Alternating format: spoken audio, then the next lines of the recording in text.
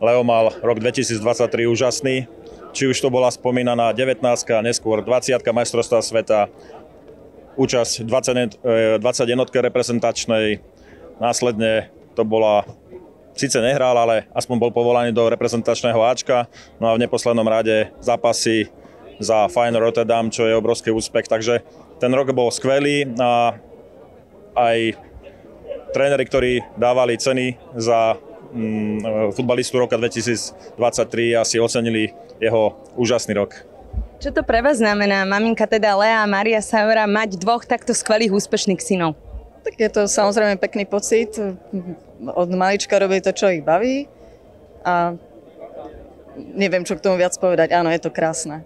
Vezmete nám, čom sa líšia bratia Saverovci? Tak ja množstvo ľuďom hovorím, že to je ako deň a noc. Sú úplne rozliční povahovo.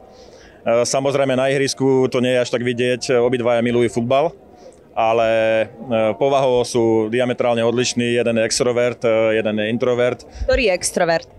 Tak koho by ste si tipli? Asi Mário, keď ste hovorili, že Leo je salamista.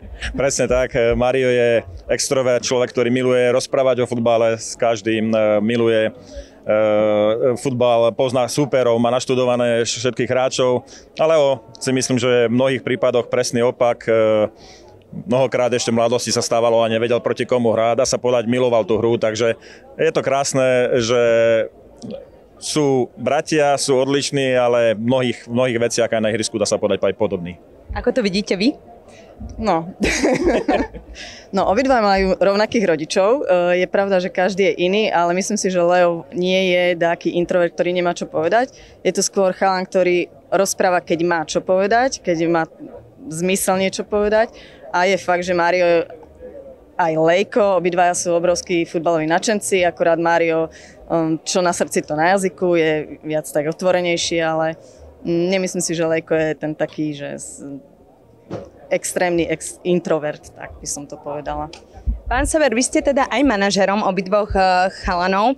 Ako to vnímajú, lebo samozrejme ten futbalový trh je naozaj, tá konkurencia je veľká a Mário je starší, ale Leo teda má už za sebou veľký prestup a čaká aj na debut v reprezentácii. Ako to teda vyzerá z pohľadu možno toho manažera? Áno. Tak celkovo si myslím, že sme športová rodina a dá sa povedať, celý život sme sa venovali športu, či už s manželkou alebo deťmi a takto nejak prirodzene prišlo, že v tom prostredí ťažkom futbalovom, konkurenčnom decka spoločne s nami konzultovali tú ich futbalovú kariéru a takto viac menej som sa stal aj futbalovým agentom, ktorý sa snažil im vždy poradiť čo najviac v ich kariérach. No a tak ako ste povedali, 2 roky dozadu bola Mládežnícka liga majstrov, kde Mário strelil, ak sa nemýlim, 2 góly v zápase Interu Miláno, obrovská hviezda, komunikovalo sa o ňom, rozprávalo všade. Potom prišlo asi ďalší rok, kde Leo vystrelil, dostal sa do Feyenoordu Rotterdam, ale ja pevne verím, že to nekončí a taká aj bratská motivácia byť stále lepší a posúvať sa ďalej, ich posúvať v ich kariérach a myslím si, že je to niečo pekné na tom futbale, nikdy neviete, čo bude zajtra alebo v najbližších mesiacoch, takže ja som pevne presvedčený, že aj Mário má pred sebou obrovskú kariéru a v blízkej dobe sa poďakuje Žiline za ich služby a posunie sa vo svojej kariére ďalej.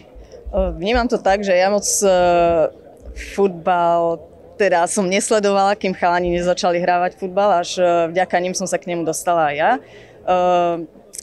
Ako vnímam to, že mi syn odišiel do zahraničia, bolo to veľmi ťažké, zvykli sme si na to, komunikujeme skoro každý deň spolu, takže vydávame sa, kedy sa dá, často za ním cestujeme, aj budúci týždeň ideme za ním, nevieme sa dočkať a fungujeme ako sa dá a hlavne, že robia to, čo ich baví. Obidvaja chalani, to je najdôležitejšie.